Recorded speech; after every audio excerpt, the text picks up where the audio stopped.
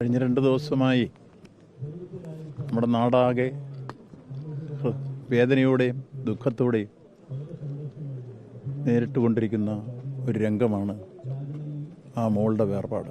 10 മാസക്കാലം മാത്രം പ്രായമേ ഉള്ളെങ്കിലും ആ വേർപാട് ദുഃഖകരവും വേദനാജനകവുമാകുമ്പോൾ ആ മാതാപിതാക്കൾ സ്വീകരിച്ച ഒരു നിലപാട് ഒരുപക്ഷെ ലോക ചരിത്രത്തിൽ തന്നെ ഒരു പുതിയ സംഭവമായി ചരിത്രത്തിൽ രേഖപ്പെടുത്തുന്ന ഒരു വിശ്വമാനവീയയുടെ സന്ദേശമാണ് അവരുടെ ഉന്നതമായ തീരുമാനത്തിൽ കൂടി ലോകത്തിന് പ്രദാനം ചെയ്തിരിക്കുന്നത്.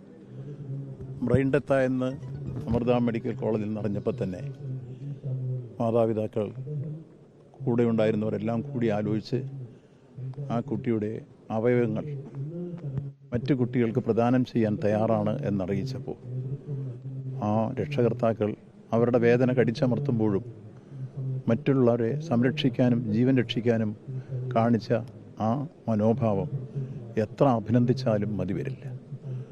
സംസ്ഥാന ഗവൺമെൻറ് ആ രക്ഷകർത്താക്കളുടെ ആ തീരുമാനത്തെയും മോളുടെ വേർപാട് വേദനാജനകമായി തന്നെ കാണുമ്പോൾ തന്നെ ആ രക്ഷകർത്താക്കളുടെ തീരുമാനത്തെ ഏറ്റവും ആദരവോടുകൂടി കണ്ട് ഈ മോളുടെ ശവസംസ്കാരം ഉൾപ്പെടെ ഔദ്യോഗിക ബഹുമതികളോടുകൂടി നടത്താൻ തീരുമാനിച്ചിരിക്കുന്നു.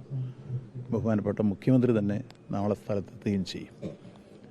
ഈ സംഭവം നമ്മുടെ നാടിനെ ഏറെ വേദനിപ്പിച്ചതും ദുഃഖകരമാക്കുമ്പോഴും ഈ മാതൃക ഉദാത്തമാണ്, ചരിത്രത്തിൽ രേഖപ്പെടുന്നതാണ്, ഒരു വിശ്വമാനവയുടെ സന്ദേശമാണ് എന്നെടുത്ത് സൂചിപ്പിക്കുകയാണ്.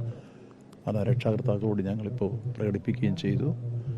ശവസംസ്കാര ചടങ്ങ് ഔദ്യോഗിക ബഹുമതിയോടുകൂടി ഇപ്പോൾ നടക്കുകയും ചെയ്യും. അതിനുള്ള ക്രമീകരണങ്ങൾ ഗവൺമെൻറ്റുമായി ബന്ധപ്പെട്ട് ചെയ്യും.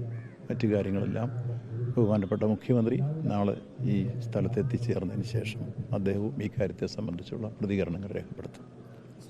മറ്റൊരു കാര്യം കൂടി ചോദിക്കാമോ? അവിടെ ഇതുമായി ബന്ധപ്പെട്ടാണ് ചെയ്യും. മറ്റു കാര്യങ്ങൾ